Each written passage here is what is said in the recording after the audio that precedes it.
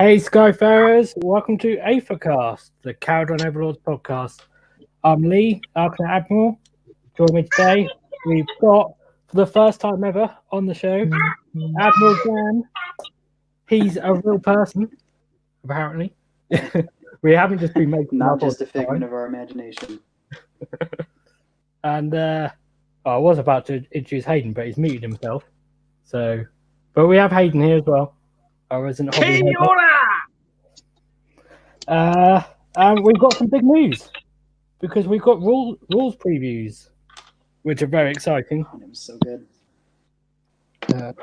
Oh yeah! Let's see if we can get these up on screen. I'm sure most people have read them already. Oh, I almost guarantee it. However, who would we be if we're not going to talk about what people already know? True. By the way, dear listeners, if I mute myself, it's because I'm currently watching my 2-year-old and he doesn't stop talking. So, yeah, just wait out for that. Okay. Hopefully, people can see the article, which they probably already read. So, yeah! Let's just go through it in order. I'm trying to remember what the first thing was.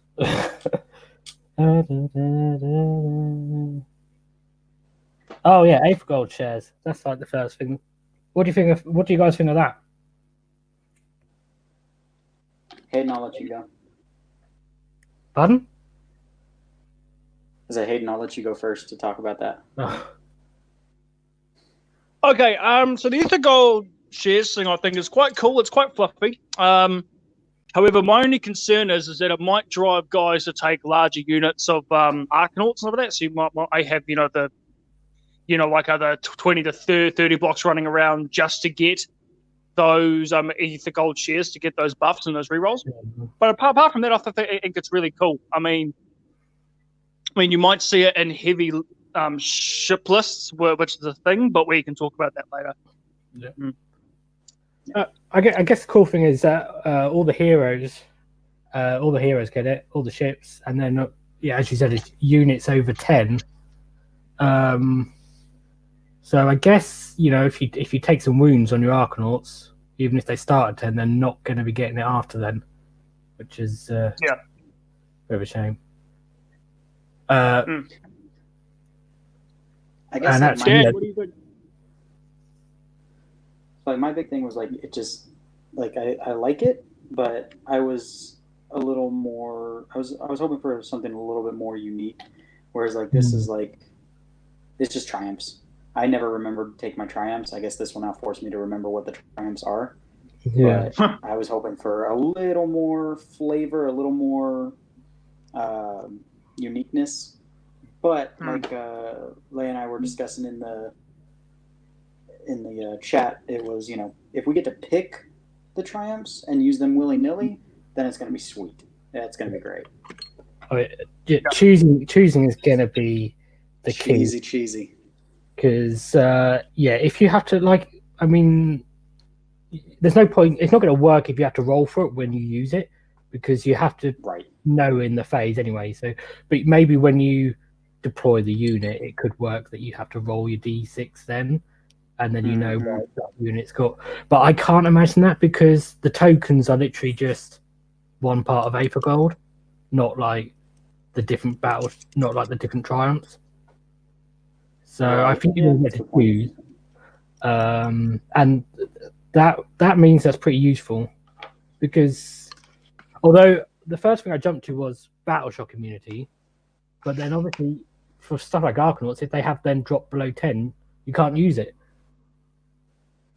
So that's if they don't get their shares at below 10. It could be they start out. If they start out below 10, you get it, and then you just have it. I think you receive it at the beginning of the game if you've got more than 10. So they would still have it. They're not going to lose it. So that's a good point. That's what I think, at least too. Yeah, that would make sense. So Battle Shock immunity would be a good one. Obviously, reroll hits, reroll wounds, great. Reroll saves as well in a pinch. I can't remember what half they were. Oh, and the heroes, one of the newer ones from the new GHB is using a command ability without a command point. Yeah. So that's pretty good. Oh, if we get command abilities, which I'm assuming we will. Yeah, that's going to be coming down the pipeline, I'm sure. Yeah, there's a lot of command point tokens in with the War Scroll cards as well. So that's got to be a good sign that we're going to either be using a lot or having ways to get several. Should be pretty good. But it's quite a nice idea. I mean, we had already sort of guessed something like this was coming. I thought it'd be more like you'd accumulate points during the game with different units. But I like the fact that it's unit based, so you can have like a buff on a unit without having a hero nearby. Yeah. Right. Yeah, I agree. Yeah. I was kind of hoping it was going to be sort of like how the Ossiarch have their, what's it called, undeniable discipline, whatever that is, points. I was hoping it could be a CP replacement, just so that we don't get messed up by armies that messed with your CP. But either way, it's cool. Yeah, in some ways it is. If you think about what are, like the generic command abilities, what a lot of them do, this like the triumphs double up on those a lot. And in some ways they're better. Like re-rolling all failed hits is obviously much better than re-rolling ones. Yeah. And then of course you can stack it with the command ability. So you could use re-rolling ones to hit command ability, and then stack that with the re-rolling wounds triumph. That could but yeah, that looks pretty good. It's not necessarily the most exciting thing in here though. Let's move on because I think there's much more exciting things to talk about. Yeah, so they mentioned picking different articles and amendments and footnotes. So it sounds like we are potentially keeping like the create your own thing, create your own Skyport, which is good. I like that they're keeping that. Just adds a little bit more flavor. I hope they make it worthwhile making your own code. Yeah. It's either that or like each Skyport just has an ability and then you further customize it maybe. Yeah. But if you can do that, I kind of hope that they're not obviously weaker like they are in the current book. Like the customized one, you have the choice, but you basically you're going to end up with less stuff. Yep. As opposed to access to less cool things. So not many people were really using them. Especially and I have confidence that they're gonna address that big time. Yeah. Because that was such a huge drawback of making your own. It wasn't even worth it. Yeah. And it's interesting because like we kind of set the tone for like the way they do subfactions. Like we were one of the first books, and it might be that now, like because they didn't really put the create your own thing into other books so much. So maybe now they sort of relook at it, and we might sort of then set the path for future books with more create your own stuff. I agree. But like me personally, I just love the idea of subfactions. I don't know why. I just do. But anyway, I suppose we can get onto that. Yeah. So the next thing was we started getting into the meat of the article now. Is Barrack Thryng. Meat. Yep, carry on. But any buff for Barrack Thryng is welcome. Yeah. So here's where is the part of the podcast where I go into my 36-page thesis on why Barrack Thryng is going to be the best faction. Beginning with, no, I'm kidding. Does it involve hitting on trees, wounding on twos with sky pikes? Yeah. Yeah, but then you're relying and you're putting all of your chips onto blocks of sky waters. That's about it. Well, yeah, possibly. I mean, it's a buff for basically every unit in your army other than your ships. So yeah, that's pretty good. It's only on the charge though. So you've got to be aggressive. It's pretty good. It's better than it was before because they had a similar ability before, but it was reroll ones or something. on the Yeah, card. it was reroll ones. It was so And lackluster. like, let's be honest, it's garbage. Yeah. But this one is good. And they're following the trend, or at least with this ability, that they've been doing in the more recent battletomes, where they're not using rerolls so much, except for triumphs, which are just loads of rerolls. So we have got completely just backtrack on that. Yep. But modifiers much better than, well, not necessarily much better, but much more welcome, I'd say. It's all welcome to me, mate. And then this book is long overdue, so I'm stoked about it. And then the next thing was Zilfin with Frigates Battle Line. It's ridiculous. I mean, like, with that whole thing there, I mean, I'm kind of concerned that we might just get another Gristle Gore copy. But I mean, it all depends on points, and it all depends on, you know, the War Scrolls as well. But I mean, it's a cool idea. I like it. Yeah. It's just, I'm a bit worried that we're just going to see like an ironclad and 3 frigates, and that's it. And you're like, oh, okay. Yeah, I mean, it comes down to points, because they're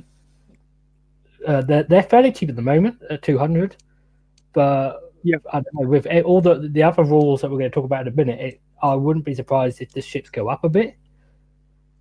Same. I mean, I've heard rumors that ironclads are going to be priced so you can't fit 4 in a list, which means that you're looking at like 500 points ish, which is obviously quite a big increase. And then I'd imagine that probably means frigates are going to be going up as well, or else ironclads are going to be massively more than a frigate. But yeah, battle line for a ship is pretty awesome from a like a thematic point of view. I would have thought that it would have made this more was sense. Definitely. Sorry, this was definitely the part of the article where I climaxed. The eternal chub. Yeah, but I think it would have made more sense to make gun haulers conditional battle line if you take Zilfin personally. Just because they're smaller, they're easier to manage. But you might get the whole steam tank thing. We just take like a bajillion gun haulers and that's your army. Yeah, I mean, we still don't know what they're going to do with gun haulers. So I mean, I quite like the idea of units of them, or like a 1 to 3 sort of thing. But again, that does depend on points. But I mean, that could be pretty fun having lots of them on the board. But frigates kind of make sense because they are more like a staple, whereas I think the gun haulers are always more of a, from a lore perspective, more of a just an escort. Yeah. So I can imagine you'd have like a fleet of frigates going out on their own, but I don't think you'd have a fleet of just like gun haulers and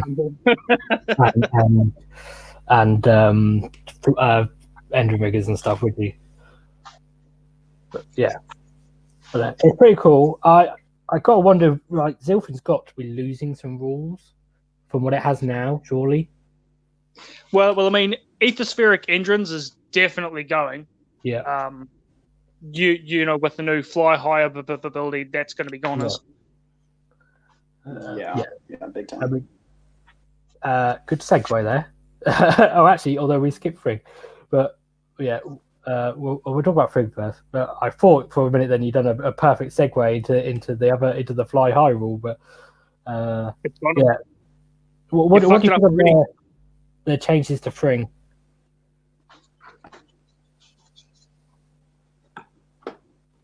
Hey, anyone? Say again. What do you think of the changes to Barrack Thryng? I think it's cool. But I mean, with that, you're going to get the inherent, to me, it's sort of going into soup territory. Where you're just going to be taking. Well, if they have a limit of how many Fire Slayer or dispossessed units can be a part of your army, where it's just what I think they're going to do, then that's fine. But if they're just like, yep, you can take whatever, that's going to be soupy. Yeah, so I'd imagine Cities of Sigmar has probably set the standard for this already. So it'll probably be 1 in 4, but they won't count as allies. Which means you can put them on your ships, maybe. And I wouldn't be surprised if I'm not sure about putting them in ships, but I wouldn't be surprised if then it also says for Barrack Thryng, or in our allies, it will say except for Barrack Thryng.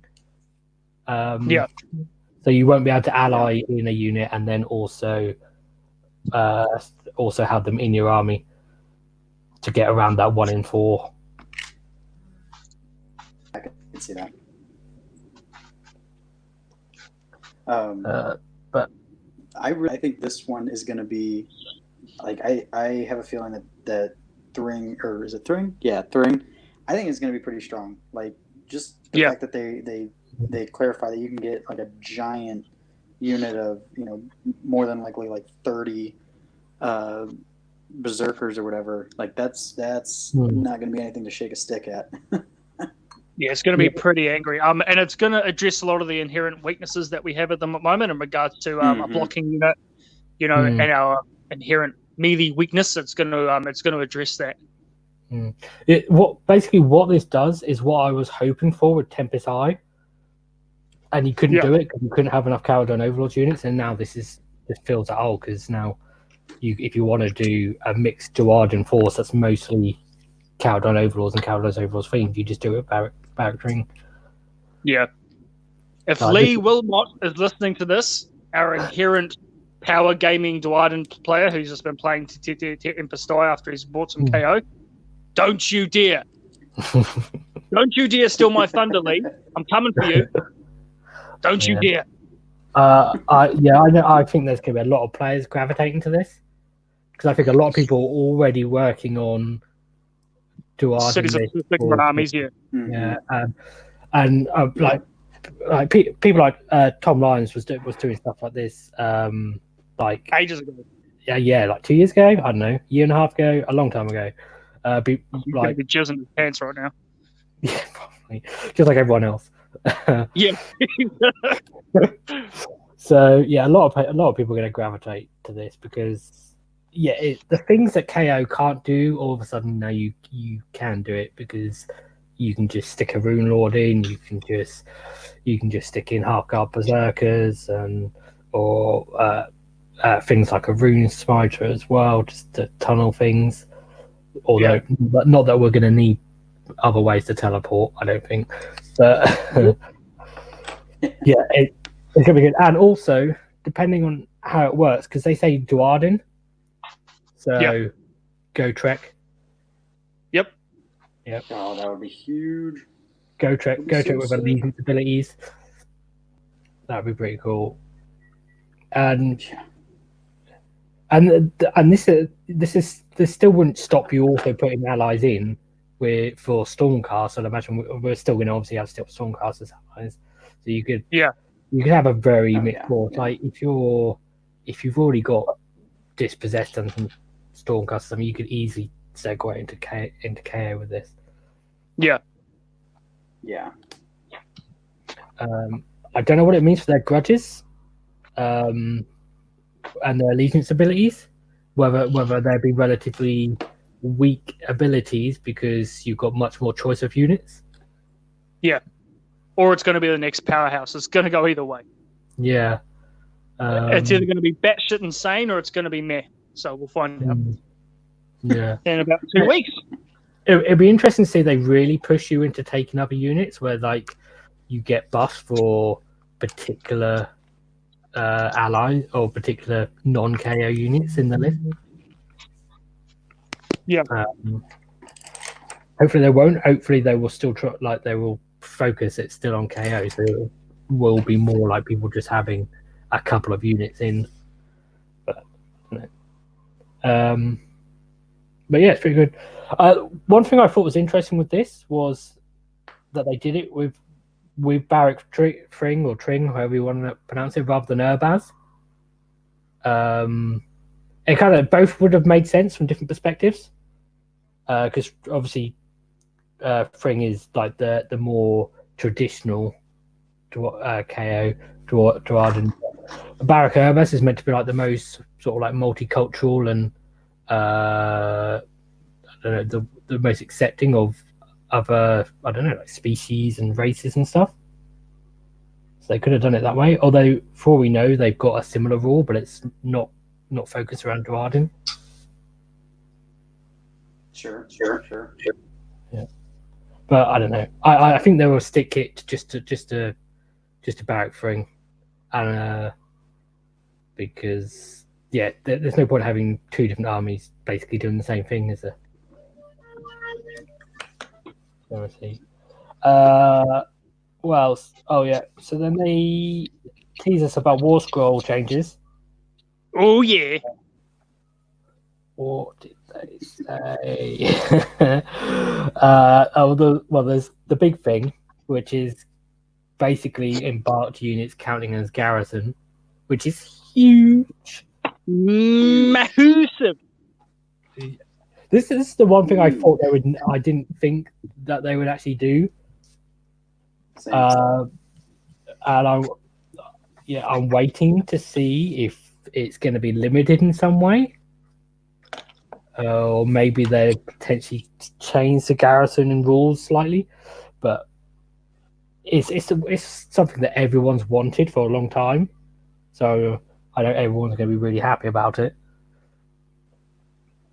And there's lots of things that's really powerful about this that just aren't even that obvious.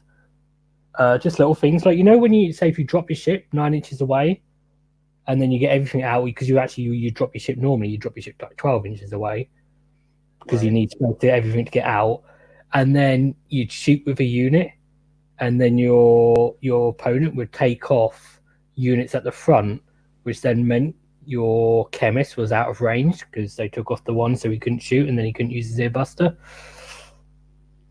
Just things like that, like he's still being range because you're measuring from the ship. Well, potentially, more likely being range anyway. Just things like that. I mean, you're going to have a lot of firepower in like this one single point.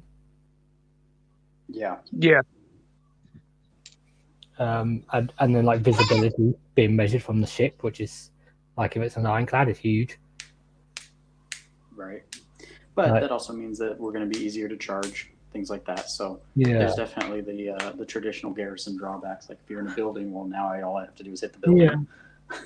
Although the footprint, I think the positives are. Oh yeah, no, I was going to say I think the positives are way outweighing the negatives at this point. It's going to be sweet. Oh yeah, it's going to be really good. I didn't like actually putting the ship in the sky that much in the past. I preferred just redeploying it onto the table somewhere. But like when you did do it, you like it'd be funny actually watching your opponent zoning out space and like measuring you've got to be 9 inches away in the size of the ship's base, and you'd think well, it doesn't matter if I can fit the ship in there, because if you can only fit the ship, it doesn't matter. But now all of a sudden you can fit your ship in much smaller places that you wouldn't have been able to put it before, because you haven't got to try and get everything out. But yeah, it's really great. One thing I think is a bit disappointing about it, and it'd be interesting to see how it ends up playing out, is that essentially you're not playing with your toys, because if they're in the ship and then they're not on the table, then you're just not using them. It'd be interesting to see if you can actually just play a game without actually using the models that are in the ship. Yeah. Well, I mean, you might have to get them out for objective scoring and stuff like that, which will be very important. Yeah, well, that's the other thing, because if it works with the current garrisoning rules, where you just measure to the ship, you just get 1 millimeter of the ship's base within range of the objective, and however many models you've got in that ship, you're like, yep, they all count as being on the objective. If it works that way, that would be great. That would be awesome. You just got radar treatment. Yeah, you just got you get your ship on there, and you just got a hero and 20 Arkanauts and 18 balloon boys. Someone thinks that they like pretty much zoned out the whole objective, and you just get the base ever so slightly in. Yeah. That could have people. Yep. If it works that way, we'll have to wait and see. Yeah. And the other thing is just melee. It's like you can charge for like a small hero on a 32 mil base, like Gotrek potentially, and you can put a lot of melee power into that location that you wouldn't normally be able to, because you wouldn't normally be able to get the bases in. Yeah. I mean, you still got to try and get a big ship in there. So, like, if there's a small space, it's not going to work. But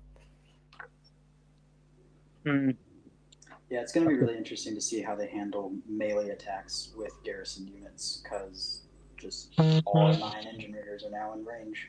Yeah. Someone has just asked an interesting question in WhatsApp chat, which is if Chaos Dwarfs will count as Duardin for Barrack Thryng. If it's just based on the Duardin keyword and they have it, then yeah, I guess so. That'll get FAQ'd so quick. Yeah, I'd imagine so. I mean, maybe it's surely it's just going to be order Duardin models. Yeah, I'd assume so. Which GoTrip must have the order keyword. Yeah, he does, doesn't he? There's something he doesn't have. Yeah, he does. Yeah. There's something. Yeah. Yeah. That's if you can put Chaos Dwarfs in there, that's going to be interesting. And it's going to be so retarded. I mean, let's be real. It's not gonna matter really a whole lot, because the Chaos Dwarves that you'll be able to get in there aren't going to be anything special, but it would be really cheeky and fun. Yeah, they have wizards, though, don't they? Do they? They have wizards. Say that again? They have priests. Yes, they do. So you could get wizards that are like actually part of your army rather than allies. I mean, no, they're not going to let it happen. Come on. Yeah, I think if it happens, it's going to be an oversight and it will be FAQ. Oh yeah. Yeah. I would not be surprised if the garrison rules are going to change slightly. Yep. Because one of the big things about garrisoning compared to our current disembarking and embarking is 6 inches rather than 3 inches when you get in and out. Yep. So I mean that's a big difference. I mean, you're not necessarily going to be incentivized to actually get your models out, so you might not do that. Right. And it counts as your movement, so there's that as well. Yeah. Right. So I was looking at that as well. So hopefully we get some kind of modified garrison rule of disembarking overrides that and they can still move, or something would be kind of nice. But I really hope that we can move and then disembark. That's like one of my biggest drawbacks right now. Yeah. Or well, it's yeah. I mean, it might just get round the fact, because they're not going to want you to stack the ship's movement and riggers moving and your disembark distance.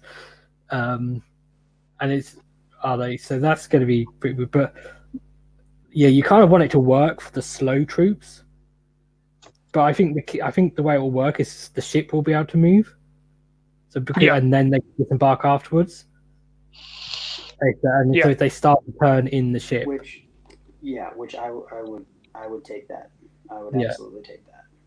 And that would actually still be. And then if you take into account if it is 6 inches to disembark, then that you can move your Arcanauts a long way then, and your 4-inch heroes. Yeah. Because exactly. Like you won't be using your run as well to have to do it. And all of a sudden, we're like on the hero objectives, like those battle plans where you need to get your heroes on objectives. That's going to be really helpful, especially if they count as being on the objective without getting out the ship. That's going to be huge. That's going to be huge if they count as being on the objective. Yeah. Plus we got a new flying hero, which is really good. So yeah. Anything else to add about garrisoning? It's amazing. It should stay forever. Yep. That's what I have to say. Yep. What else was there? Oh yeah. Yeah. So the next thing was the fly high rule. Yeah. Which is basically a teleport. This is where I had my second climax.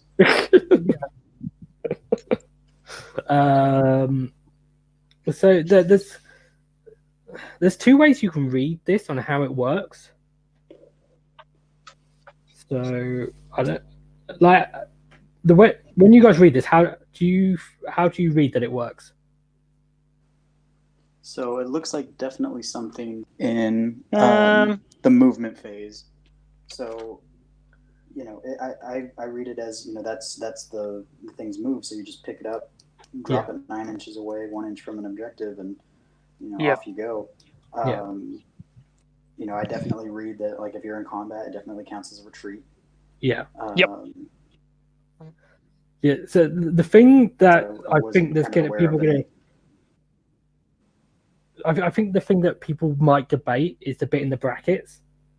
So whether that means that you can only do it if you're in combat and retreating, which, like, I don't think that's the way. I don't think that's intended to be what it means. Like, I'm assuming it just means that you can basically just teleport a ship instead of moving it whenever you want to. Yeah, and it's that clarifies you can do it if you're in combat. Well, look, it specifically says retreat, and that only happens, Yeah. So it basically, I think the question is it saying you can do it instead of retreating, or you can just do it anyway? Like, so if you take the first turn, can you teleport the ship, or can you only do it if you're in combat? Yep. Yeah, I mean, I read it as you can just do it, because it doesn't necessarily say, only if there's enemies within 3 inches. That's usually what it would say. Are there enemies within 3 exactly. inches? Then you can do this. That's what I would lean to as well. Hopefully, I think that's something that they're like some people just like some opponents will pick up on and be like, well, it says only like it's because of that thing in the bracket. So, and I don't know why it says about disengaging. What is that? Maybe it's saying that if you do, now I'm seeing it. Maybe it's saying, like, if you do the teleport, then it counts as a retreat, whether there's enemies there or not. That's a good point.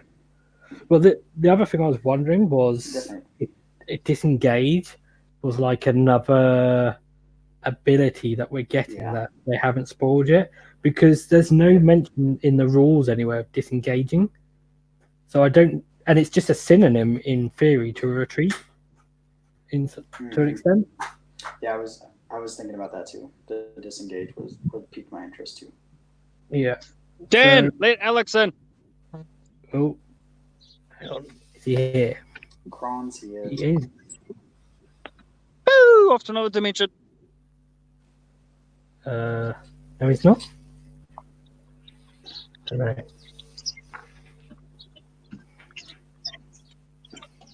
Says he's backstage. Don't understand. Yeah. He's backstage. Oh, do I need to scroll? Here we go. Need a bigger screen. There he is, gentlemen. He He joined us. You've missed so much. Hello. What's going on? Everything. Oh, dude, where have you been? Under a rock or something? I just rolled over. My Woke God. up. Morning. What's going on? Good morning. We get there. Have you read anything yet? I haven't seen anything. What's going on? Do we have info? Right. We have lots of new info. This is good because we will get like complete reactions without having time to sort of process it. Okay. Yeah. Right. What should we totally new reactions? Where's the links? Well, it's the Warhammer community page. Okay. But do you want? Let's do you start want us again. to Let's tell you the go. highlights? Sure. So, So what do we the have first confirmed? one is I'm trying to remember what the first one was. We've just gone through it. I should be able to remember 5 minutes ago, but I can't. So some lore stuff at the beginning to explain to people that don't know what KR, blah, blah, blah. And then they go straight into Aether Gold shares, Alex. All right. So the way they work is all your heroes and all your ships and units of 10 or more models start with an Aether Gold share. So they get that's what we think. They start the game with it, and basically, once per phase, one of your units can spend that share. So they basically relinquish their share of the profits for the voyage, and they get to use a triumph from the triumph table. Okay. Yeah. To rerolling to wound. Oh, that's on the triumph table. Yeah. Rerolling to wound is something completely new. Yeah. So yeah, and all very good. We don't know how it works, so we don't know if you have to roll for them at the beginning of the game or whether you just get to choose them or not. We're hoping to choosing, because choosing is always better. Yep, but it's like it's our. We don't have summoning points, but we have this, like the Bone Reaper's command points and such. Yeah. Ooh. So we don't know if there's going to be other ways to increase the number of shares you have. I can't imagine they'd introduce like this new design space and not play with it.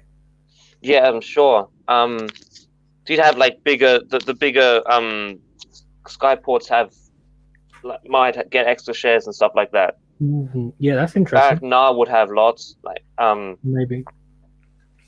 Yeah. That is a good point.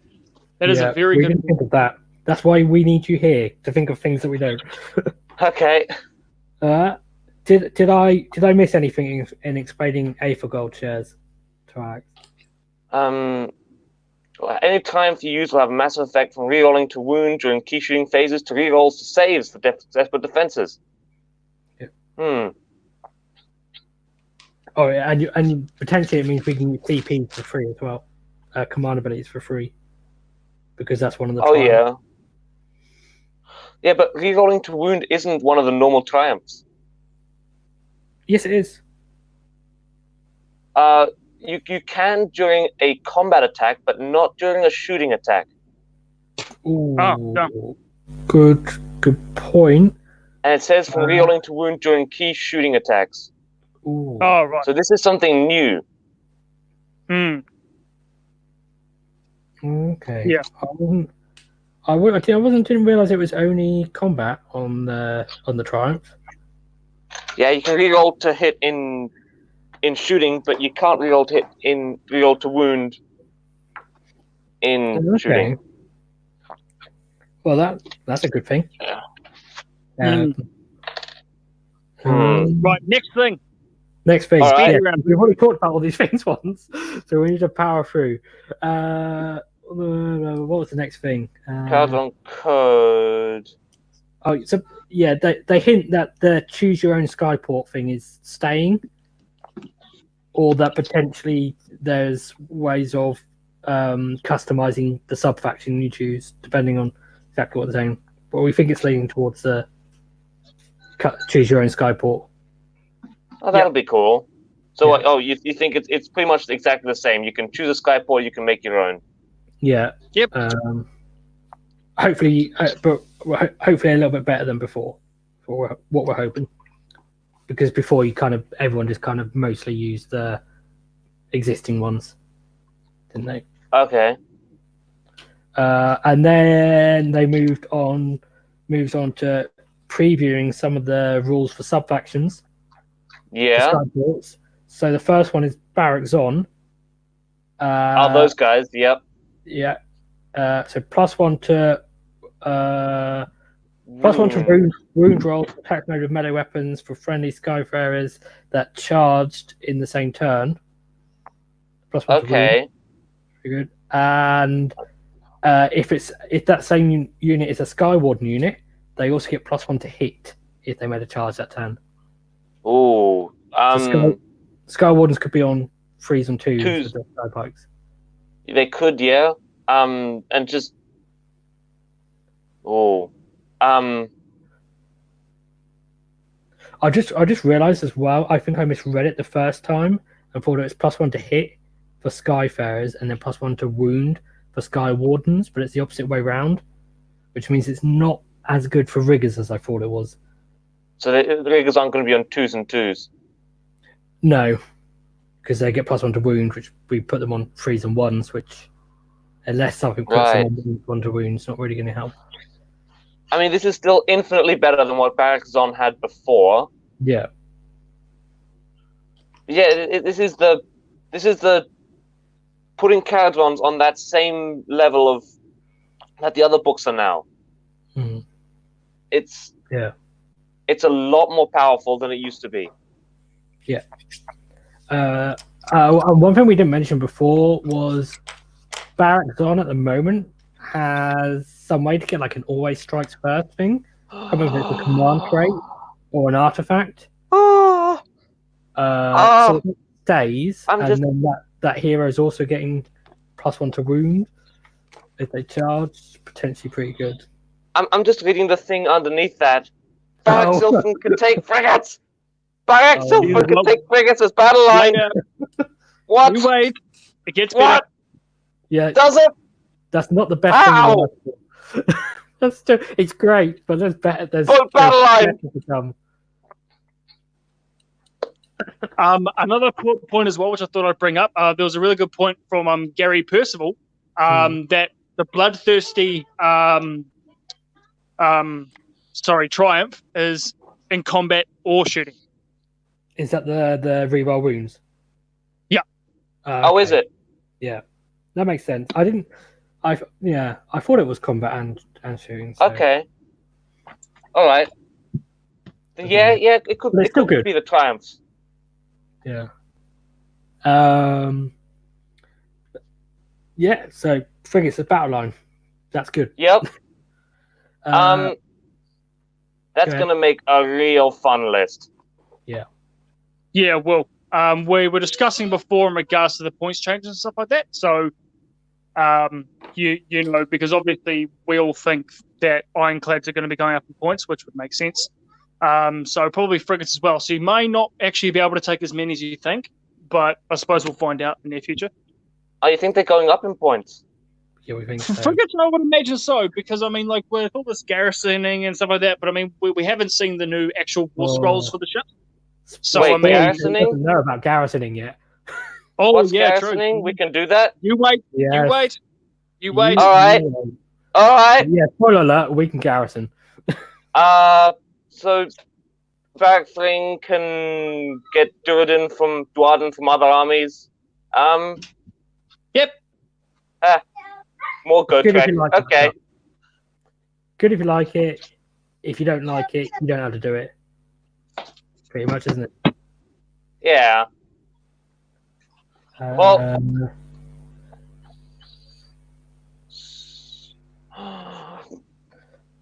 We should probably tell you about garrisoning now then, since Hayden let the cat out of the bag. So basically, Sorry, man. I couldn't help myself. Units embarked upon them count as garrison. You can shoot out of your sky vessels. Yep. What? And it's specifically happened. for shooting and melee. It's happened, buddy. shooting. It's on its way. Oh, so they charge the boat and you can fight them out of the boat. Ah. So I think this is probably one of the biggest changes. It's huge. Yeah. It's going to make Thunderers so much more viable. Well, Oh, you wait, I mean- buddy. There's still more. just sit them in the boat and just shoot, and there's nothing they can do. That's actually a really good segue into the Undera changes. Thunderous changes? Yep. Oh. Yeah, did we skip that before, or have we not just not No, got it's to in the war scroll changes. yeah, but I just wondered if we breezed past it. I can't remember which paragraph it's in. Right, Well, just we scroll down definitely and we'll find out. So yeah, so Garrisoning is going to be huge. Yeah, there's lots of big things. And one thing we didn't think about with frigates is, but then being battle line, it potentially helps you create a lower drop army. Oh yeah. Ooh. Because without taking Arkanauts and stuff, because you can have your frigates, and with your thunders in and stuff. Oh. Yeah, but I mean, like, we can already start the game with units embarked. I mean, that might change, Yeah. but yeah. No, but it changes which units you can embark.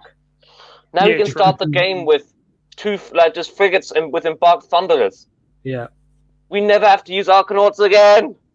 And it'll be interesting to see what they do with the Iron Sky Squadron, because that's basically a battalion now made purely of battle line units for Zilfin. Yeah, it is. Like you could take that squad, that battalion's basically just gone down 120 points. Yeah, because you don't need the third unit of Arkanauts. Yeah. Oof. And those two Arkanauts don't have to deploy inside the ship, so both ships can just have Thunderers inside and a hero. Yeah. Let's move on to the next big thing for Alex. Yeah. Have you read Fly High yet? So ships can just freaking teleport? Yeah. Pretty much. Basically. Just get charged and then teleport to the other side of the board, cap an objective. Yeah. Yep. Retreat out of combat. Yeah. It's not just retreat, it's just full teleport. Just yeah. Yep. That was Like, the debate we were having just before you joined, was whether you needed to be in combat or not. Which I don't. No, I think we reached the it's conclusion fine. you don't need to be. oh, it doesn't say you need to be in combat. No. It just says instead just of making says- a normal move, You can and it says it can retreat and disengage. So it means that It it can can- happen when you're both doing a move and in combat to retreat out of it. but they can okay, so they don't need to be in combat. They just turn 1, you're just everywhere you need to be. And then turn 2, you're everywhere else you need to be. Just Yeah, constant it teleporting back and forth. gets rid Pretty of that much. problem where once you're on the board with your ship and you've Just stuck done there. your tricks, that you're stuck there unless you got riggers. It Yeah, just means so you can go anywhere you want. it's like atmospheric entrance, but for everything and all the turn. time. Every Yep. yeah. Now you see me, now you don't. Yeah, so you can like thunder a slingshot over and over again. Yeah. Just You know what's really great about it, and we touched upon it earlier with garrisoning, which is it's only 1 inches from objectives, yeah. but most objective play is 6 inches for capturing. Yep, or 3 inches. 3 inches. So you can jump right onto the objective, every single objective on the board, turn 1. You control every objective on the board, turn 1. Yeah. And do you know what else is great? If they don't change garrisoning, just having that ship slightly on the objective, all the models in the ship count as being on the objective. Wait, do they with garrisoning really? Well, you measure to the ship. Yeah, but is it models on the board or is it do All garrisoning models count as holding objectives? Being on the board, yeah. Well, I think that remains to be seen. But if it does work that way, it's just like you can just teleport to any objective and just potentially put 20, 15, however many models on Okay, that makes without disembarking. ships very, very good. We need lots of frigates in our lists now. Yeah. Which Lots is of why them. we think they're going up in points. Yeah, Yeah. okay, I see that now. Yeah. But just putting 3 frigates into a list and then just having board control with the fastest army in the game now. Yeah, because we can go anywhere we want. More than 9 inches away, to be clear. So if people can really board control and zone you out, then you're not going to be. So there's no way you're getting the objective in their deployment zone. But yeah, pretty not. I was thinking like, so one of a really popular tournament mission is focal points, the one with the 5 objectives kind of in a diamond formation and one in the center. Yeah. So turn 1, you can cap all the ones that aren't. Yeah. You'll be able to cap 3 of them, which will be 4 points, just turn 1. Yeah. And then your opponent comes out and charges, then you can teleport away and just take your 2, put some pressure on their objective. Yeah, no, maneuverability is key in these games, and this is going to win so many games. Just this ability is going to win so many games. Yeah, stuff like shifting objectives, where the primary objective changes and is worth more points. Yeah. Just pick up the full army and move it to it. Like the relocation orb or Star Strike, where your objectives come down on either side of the table. Who knows? Yeah. You can just redeploy everything. Yeah, and in Star Strike, you probably it's probably easier for you to get your opponent's one than it is for them if it goes in one of the corners, like on the far edge. They could have most of their army on one side, and then your entire force can just get back in the boat, redeploy over somewhere else, change the entire flow of the battle. You don't even have to get back in the boat, because you never have to get out, because you just shoot from the boat. That's right. Pretty much. Shit. And the other thing I wonder about this is the ship's move. Yeah. Not the unit's move. And then the models can potentially get out. It depends on whether models get out in the hero phase or the movement phase. Well, they do it in the hero phase at the moment. Yeah. But it says they're going to be able to garrison, which uses the movement phase. Yeah. And it's 6 inches when you get out from garrisoning.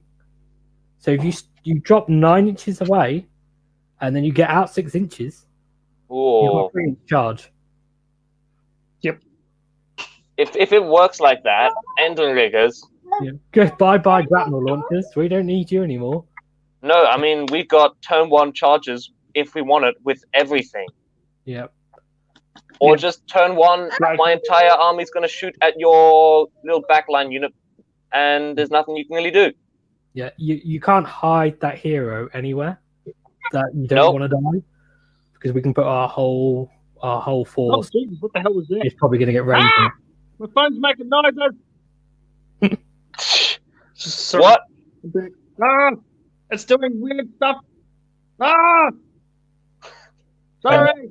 Let me fix my internet. I'm gonna mute myself. Hold on, it's going weird. I've completely lost my train of thought now.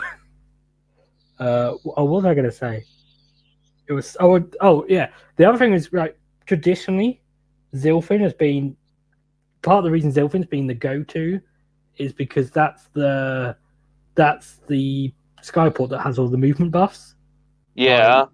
All the tricks like Endrins and the free hero phase move, and the ship's always getting to run 6 and stuff. Whereas this is just a war scroll ability.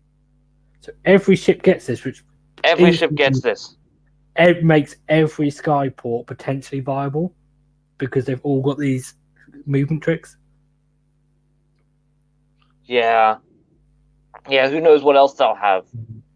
And you know what the other question that some people have been asking is, with Barrack Thryng or Tring, or however you want to pronounce that, is whether, because they're not allies, depending whether you can put, say, your half-guard berserkers in the ship. That'd be kind of cool. I don't think it's going to happen. At the moment, it's based on the Skyfarer keyword, which they don't have. At the moment, it's Skyfarers. But oh my god. Think about Gotrek on a ship, though. Yes. Think about Gotrek coming down, teleporting down 9 inches away from your army, and just smash! Think about Gotrek having a 3-inch charge, effectively, to anywhere on the board. Yeah. Or you charge my ironclad. You charge my ironclad, That's a mistake. I got a No, real angry dwarf in here. It's got game check inside it, and plus loads of riggers, or loads of wardens, Yep. which are the best. And just even 20 Arkanauts inside an Ironclad, like there's a lot of attacks that can potentially go to one location, like onto one enemy base. Yeah. Anything to add about flying high?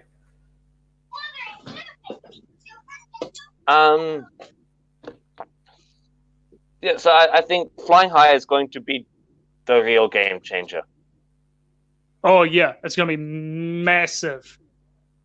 Yeah, that and Garrisoning, they're the two biggest ones. Yep. I just realized something just then. What? What are you saying? So when we inevitably get charged by a keeper of secrets, Mhm. we're going. Well, actually, no, I lied. We're just going to be able to avoid said keeper of secrets. Oh, yeah. And we're going to be able to deny Slanesh their depravity points. Well, I lie, actually. Because we'll be shooting them off the board. But yeah, we're counter meta. Well, we've been counter Slanesh for ages. Yeah, we just shoot them off the board. They've got no defense against shooting. The way that Locust works is they pick one enemy unit within 6 inches at the end of the charge phase. Yeah. But your garrison models, that's like 3 units or however many. So they're only going to make one of them potentially fight last. Yeah. So all the other ones just fight. Well, one of the other ones, obviously, because they're taking in turns. God, it's sexy. I mean, it's not really much different to if you say you charge a keeper with 2 different rigger units now. But, I mean, they just had a nerf anyway. Because they're 3+ now, isn't it? 3+ heroes instead of 2+, so... I mean, it's still good. But, I mean, we're just going to shoot them anyway, aren't we? Pretty much. Yeah. Let's move on to Thunderers. Sorry, carry on. So, Thunderers have been streamlined, which I guess... I don't know if that means all of the weapons, like there's just one profile now, or whether it's like whether it's a choice between rifles and special weapons that have been streamlined, or whether it's just like Thunderers have just got like it just says Thunderer guns. Streamlined and upgunned. Yeah. Yeah, upgunned. I don't know if that's as like when they call the army as deadly as ever. And then they had no changes at all until obviously the battletome come out later. Hopefully that means that they are actually better. I hope they'd still have their disengage rules because those are really nice. Have you read the next? Kind of leads into that. So they've added a rule for Thunderers called Drive Them Back. So add one to the attacks characteristic of missile weapons used by this unit while an enemy unit are within 3 inches of the unit. So basically, if they're within 3 inches of the enemy, they get +1 to attack on missile weapons, and it can't be used while they're garrisoned. All right. So you can't use it while you're garrisoned. So that it effectively gives them a chemist buff in combat. Yeah. But they can survive a round of combat first. Yes. I don't know whether that's going to replace their normal retreat. So, or whether that's like you have like this choice, like, oh, do I retreat and then so I'm away, or do I stay and then I've got +1 to attack? No, because it would. Yeah. No, all you need to wait. Does it say? You have to be within 3 inches of the enemy. Oh, okay. Disregard then. Which is combat, yeah. I would probably still, if I can, always retreat because that gives you more maneuverability and lets you sneak, like quick snatch and grab objectives from the opponent. Yeah. But it could be it's replacing that rule because we've already got lots of ways of just suddenly sneaking around and grabbing objectives now with Fly High. Yeah. So it could be that it's taking that away. It's just a shame because I kind of like Could. that rule. It was, Yeah. I like Thunders how they were. It's interesting though, because Seraphon are probably going to be next, aren't they? So maybe Skinks, like if it goes away from us, maybe potentially Skinks will lose it as well. Who knows? This is okay, but I think like first your Thunders need to survive a round of combat, which is unlikely against. You know, you get charged by 20 Bone Reapers or 20 Demonettes or Keeper of Secrets, and your Thunders aren't going to be great. Any good melee unit in the game will take off a unit of Thunderers, even if it's a 20-man. Unless you can use missile weapons in combat instead of your combat attacks. Maybe. That would be really good. What if certain Kharadron Overlords can use their shooting weapons instead of their combat weapons in the combat phase? Yeah. And it could... I could see that happening if they drop the rifles down to a single shot for standard. With like a certain skyport. Well, it could just be like a standard thing for Thunderers. They can shoot in the melee phase, in combat phase. Instead, they just don't have a combat profile and they use their... That would be so good. And the way that they balance that could be maybe that they go down to one shot normally. Yeah. And then you get your +1. So when you shoot in the combat phase, so it's not too ridiculous. Like you've got two shots per guy in shooting, and then another 3 shots in, do 5 shots a turn per model. That would be amazing. Although, depending what they're doing with the chemist, there might be no need to do that. Like, they just leave them on 2-shot standard. Like, if you're not getting the chemist buff anyway. Because the chemist buff at the moment only works in the shooting phase. No. Wait, no, the chemist buff buffs you. Oh, yeah, no. It works in everything, doesn't it? Because you can buff combat weapons. Yep. Yeah, and it buffs that weapon profile until your next hero phase. So if the chemist still exists and you buff a unit of Thunderers, they're on 3 shots each. So you do 3 shots in the shooting phase. Then if you charge, they do 4 shots each in your combat phase, and then in your enemy's combat phase, they do 4 shots each as well. Yep. Assuming the chemist and the stats are the same. And assuming you can shoot in the combat phase. Yes, which we just assume like 6 things that probably aren't going to happen. We're assuming a lot, but holy shit! If that all happens, Thunderers are going to surprise kill everything in combat. Yes. Yeah. Oh, you know what would be really good? Speed this up, boys. My phone's about to die. I don't want to leave early. I was just going to say what would be really good if they got like the Pistoliers treatment, where they can shoot at the end of the charge phase. Like if they're making charge at 10, they can shoot. Because then they'll be within 3 inches. But they'll do it in the charge phase as well. Which would be really good. Right, let's move on, because you're running out of battery. And then we've got the new hero. This guy. Look at his profiles. So he's got 6 attacks at 18 inches. Freeze and freeze. -1. -1. And then 1 range. So a kind of equivalent to 2 engine riggers, but with +1 to wound. Yep. There's the Aether Cannon.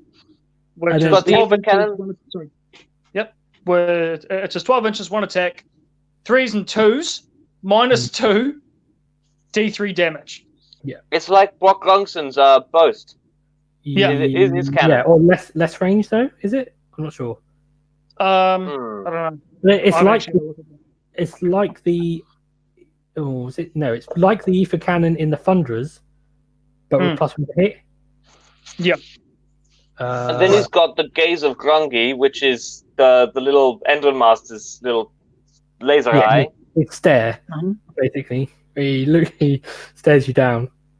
It's good. 9 inches. So and it looks like Ethermatic swords are staying pretty much the same. Yeah. Which is fantastic. Yeah, and he's got 3 attacks, which makes him just on par with Brock Grunson. Well, a little. kind Yeah, of. Brock Grunson has 4. Well, he has 4. yeah. He could change, but he's better than. He's halfway in between Brock Grunson and an Endrin Rigger Mizzen Master, I want to say, or where. Yeah, I can't remember Mizzen Master. Yeah. The Riggers, but the leader, the squadron leader for Endrin Riggers. Because he's got 2. Yeah, so he's halfway in between that.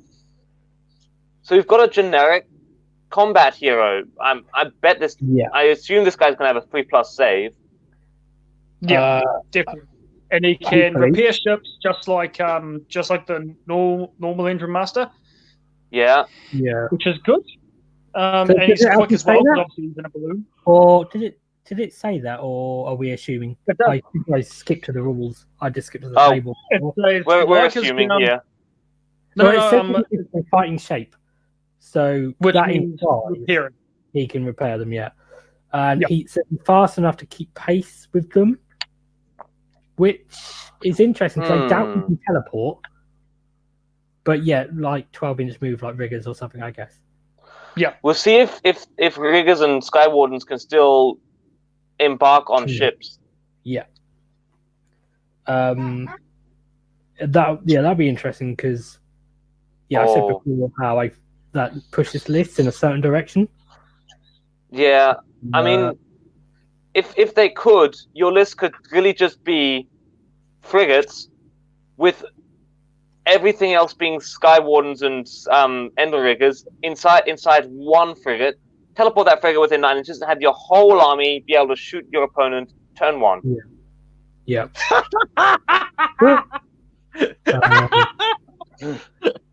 It's amazing. And if the Riggers pistols stay the same as well, like that 12-inch range won't matter too much because you haven't got to get them all out from next to the ship and in range. Like you just have to get one part of the in range. But he seems pretty cool, and I think he will work nicely in a Barrack Zon list. Potentially. Oh, +1 to hit and +1 to wound. Yeah, he won't get the hit because he's not a Sky. Well, he might have the Skywarden keyword. We don't know. No, he won't. But I don't think so. I don't think he will. But he's a flying hero that doesn't have a 4-inch move and isn't unique. So he can have command traits and he can have artifacts. Yeah. So if we do get anything like something that gives always strike first, like if Barrack's on keep the one they have now, which I can't even remember what it's called and how it works, or if there is a different one that you can get, like he's going to be possibly your go-to to put it on. Yeah. Unless you're playing Thryng, but then I can't think who you put it on because they're all Dwarden and they'll be slow as well. Yeah. Oh, I hope that they give us some. It'd be just another article to kind of show the new artifacts and go a bit more in depth into some of these allegiance abilities. Yeah. But we're doing pre-orders. What? 1, 2, 3, 4 days. Yeah. Yep. So Zench gets an article, I guess, if they really need one, and then there's 3 other days that they could give us more info. Yeah, I hope so. And there'll be more info on the day that they go on pre-release, I'd imagine as well. Probably. Yeah. And if you take into account they're going pre-release on Saturday, which is the 4th, which is the open day. Oh, it is, isn't it? There's going to be stuff revealed, and we know we're not getting terrain and endless spells or dice, unfortunately. They can't reveal. They wouldn't mention it. Can they? They'd mention it in here. What time how long do you think until the War Scrolls go up on the app? I don't know. But they will be on the website. They're normally on the website. Website from midnight, aren't they? Yeah. And then, So I think midnight on the pre-release day or on the release day?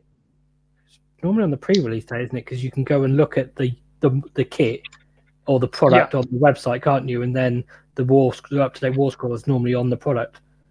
Yeah. So I'd imagine they'd do it from midnight because I think they realise that everyone just goes on the New Zealand website anyway to get to pretty much. So because we are first always. So I think they probably just realised if people are going to do it, let's just make it easier and just put them on the app. Yeah. Um. Well, I mean, it's New Year's Eve here in New Zealand as well, just so everyone knows it.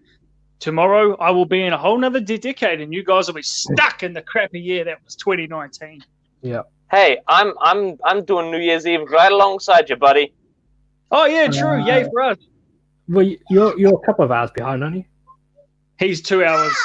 Yeah. 2 hours behind. And you're still doing fireworks, even though everything is already on fire. No, I don't think I'll be doing fireworks this year, mate. Yeah, I don't think. That was on the news here that they had given Sydney Harbour a special exception to the fire ban. What? Sydney Harbour already? It's covered in smoke. You can't see anything in Sydney. So you won't see the fireworks because there's no, because of the actual fire. Oh, it is actually right now. Yeah. Okay. Well, but should we just say our general finishing thoughts on these thingies? Someone else go first because I'm not sure what mine are. All right, fuck it, I'm going to do it because my phone's about to die soon. I love every single bit of it. It's everything I could have dreamed of and more. No doubt, we are going to be seeing more. But honestly, I think that when this book drops and when everyone starts playing them and starts putting their lists, that we are going to be a serious contender in the meta, if not tier 1, maybe not S tier, but I reckon we'll be tier 1 definitely. 5-0 wins definitely. With our ability to move, our new abilities, all that kind of stuff like that. But of course, we're going to see with the new ship, with all the points cost and stuff like that. But I do think that we're going to be a tier 1 army. Yeah. Boats are going to be so viable. So viable. Just the maneuverability that our army has now. We can be everywhere. We choose how to fight the battle. The opponent will be not doing nothing but reacting to us. Oh, it'll be a funny matchup. Hello? Sorry, my internet crashed out. I just say what would be a funny matchup is the Hallow Heart list. Where you just teleport the bridge around, and then we're just teleporting the ship around, and it'll be like a cat and mouse game where we're all trying to teleport each other, and basically whoever. This isn't. Fly High isn't a Legion's ability; it's a War Scroll ability. So you can actually take ships that teleport in a Free Cities list. Yep, but just Tempest Eye. But in Hallow Heart they do it anyway because they have the bridge, which allows you and because they count as empowered the end of spells, they teleport anywhere on the table with the bridge. So there people were playing the list where you just teleport the Hurricanum and then loads of Iron Drakes or Arcanauts and basically stuff that shoots to anywhere on the table and shoots. And then shoot a load of stuff, and then next turn you recast a spell and you teleport somewhere else. So if KO plays against that list, then it's just going to be like we both teleport a load of shooters to shoot each other. Yeah, well, that's actually one concern that I have is that people who are playing Cities of Sigmar are just going to use this to their advantage and be like, haha, and so we're not actually going to gain any more KO players. We'll just get way more Tempest Eye players. Well, I think there's a lot more Barrack Tempest Eye players moving to Barrack Thryng. I hope so. People are cool. We're getting so many more people on the Facebook page at the moment. Yeah. Yep, we have that's had going about nuts. 85 new subscribers. Yeah. on this channel as well. Yeah. Oh no, sorry, not on that. I mean, yes. So we've had roughly 85 new members join up in the past couple of days. On Yep. Facebook. Wow. Yeah. Lots more on the WhatsApp chat as well. Yeah. I don't know. We'll see what happens because some of them might just leave and go to Zinch tomorrow or the day after tomorrow when they get. I don't know what they're going to do. They're just going to get twice as many Destiny dice or something. But Zinch isn't going to have shit on us. no, they're not as cool anyway. All right, guys. Well, my phone is literally on 2% now. I'm going to say goodbye to everybody. This has been a great time. I've really enjoyed it. And once again, Happy New Year from New Zealand, the greatest of the Commonwealth of countries. Yeah. Well, maybe in your wool export. Hey? Maybe greatest in your wool export. And our milk, thank you very much. We supply the world with a quarter of its milk. Thank you. New Zealand lamb. We have loads of that in the UK, even though we have sheep in Wales. I don't understand why. Yep. And we also export the most Taika Waititi's in existence. So there you go. Okay. He's actually he's a treasure. He is a treasure. He is a national treasure. He's a great guy. I love him. But anyway, ciao for now, guys. I'll see you guys in the new year, and I'll be back screaming bullshit about the new book when it drops. When I get it before all of you. All right. See you, mate. See you next decade. Bye. Have we covered everything? Are we both going now as well? Yeah, I think this is it. I think we covered everything. Wow. So, no doubt we'll be back in the next couple of days when we get more info. Oh, definitely. What a morning to wake up to. Yeah. Just all over. Your Facebook's blowing up. People telling you, get on the podcast. Everything's coming out. Holy shit. Kharadron Overlords. Go, go, go. Yeah, you can go have breakfast now if you want, mate. That would be nice. Oh, dear. Right. See you, mate. I guess I'll speak to you next decade. Yep. Happy New Year. Happy New Year, mate.